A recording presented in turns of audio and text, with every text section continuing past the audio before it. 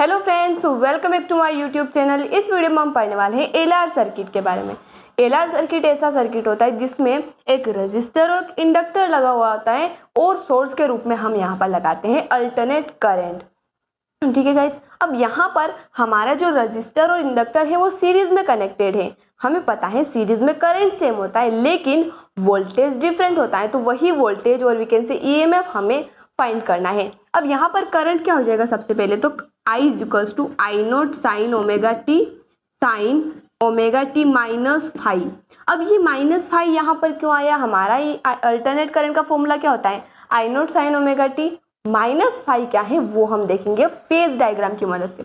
तो phasor diagram कैसे बनाते हैं, सबसे पहले हम बात करते हैं रजिस्टर की।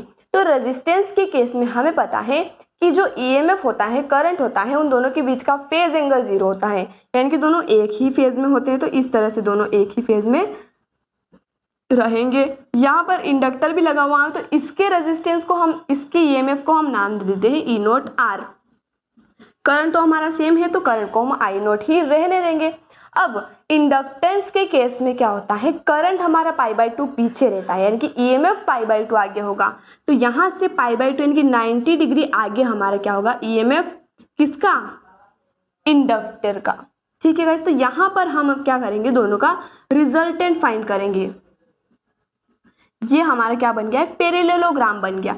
ये हमारा क्या हो जाएगा, ये जो डायगोनल होगा यही हमारा रिजल्टेंट हो जाएगा ईएमएफ, जिसे हम ई नोट से डिफाइन करेंगे और यही ईएमएफ हमें फाइंड करना है।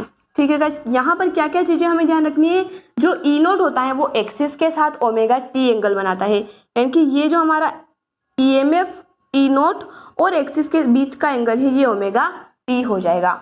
और जो हमारा आई नोट है वो, ये जो हमारा रिजल्टेंट ईएमएफ है, ना तो इससे π/2 आगे ना π/2 पीछे। हम देख सकते हैं यहाँ पर 90 डिग्री का एंगल कहाँ बन रहा है, तो हम मान लेते हैं ये कुछ फाई एंगल का डिफरेंस है। यहाँ पर करंट फाई एंगल कुछ पीछे है, तो यहाँ पर हमने लिख लिया ओमेगा टी माइनस फाइव, इसीलिए हमने यहाँ पर माइनस लगाया है। तो यहाँ तक बात क्लियर है। अब हमें क्या फाइंड करना है, ईएमएफ। तो ईएमएफ हमारा ई नोट का स्क्वायर इक्वल हो जाएगा, स्क्वायर कैसे आया वो भी हम देख लेते हैं। ये हमारा पैरेललोग्राम है, दो तरह से हम इसका रिजल्टेंट फाइंड कर सकते हैं।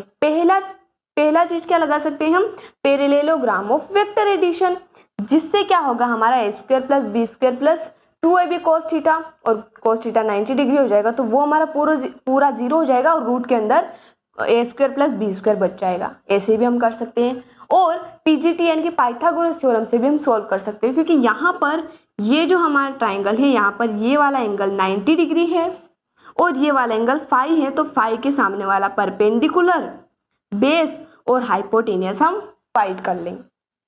तो ऐसे भी हम कर सकते हैं। तो हम यहाँ पर पाइथागोरस थ्योरम लगा लेते हैं। तो ई नोट स्क्वायर इक्वल हो जाएगा हमारा E naught R square, E naught R का स्क्वायर प्लस ई नोट किसका स्क्वायर, ई नोट हमारा एल का स्क्वायर। ठीक है गाइस, ये हमारा ई नोट एल है तो ये भी हमारा ई नोट एल हो जाएगा। पैरेललोग्राम है, दोनों साइड्स पैरेलल होती हैं। तो ई नोट स्क्वायर यहाँ से हमें मिल जाएगा।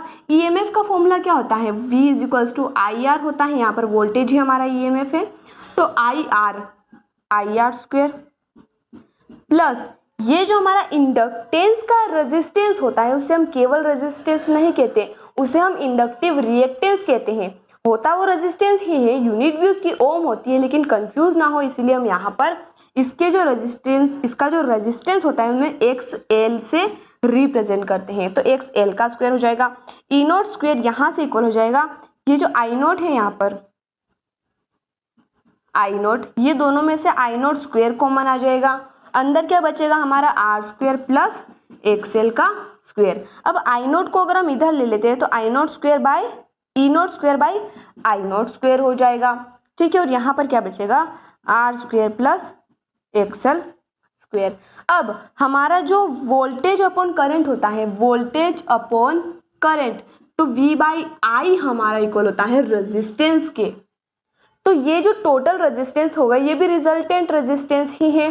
तो इसे हम केवल रेजिस्टेंस नहीं कहते, इसे हम कहते हैं इम्पेडेंस, जिसे हम Z से रिप्रेजेंट करते हैं। तो यहाँ पर बन जाएगा Z स्क्वायर, और अगर केवल Z लिखेंगे तो यहाँ पर रूट लग जाएगा आर स्क्वायर प्लस XL का स्क्वायर।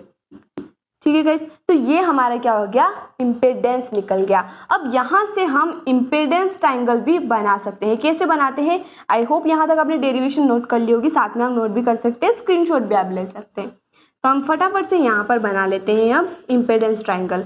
इम्पेडेंस ट्राइंगल कैसे बनेगा, देखिए साथ साथ में ये जो हमारा ट्राइंगल है इसी तरह से हम देखते देखते बनाएंगे। ये हमारा 90 डिग्री का ट्राइंगल है, ये हमारा फाई है, ठीक है गाइस।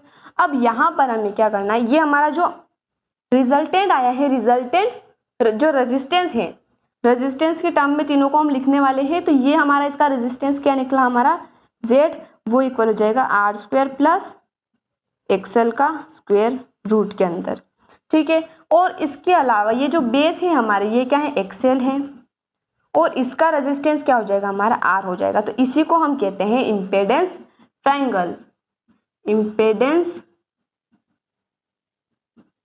ट्राइंगल। तो आई होप गाइस आपको वीडियो पसंद आया होगा। मिलते हैं अगले वीडियो में नए टॉपिक के साथ। धन्यवाद।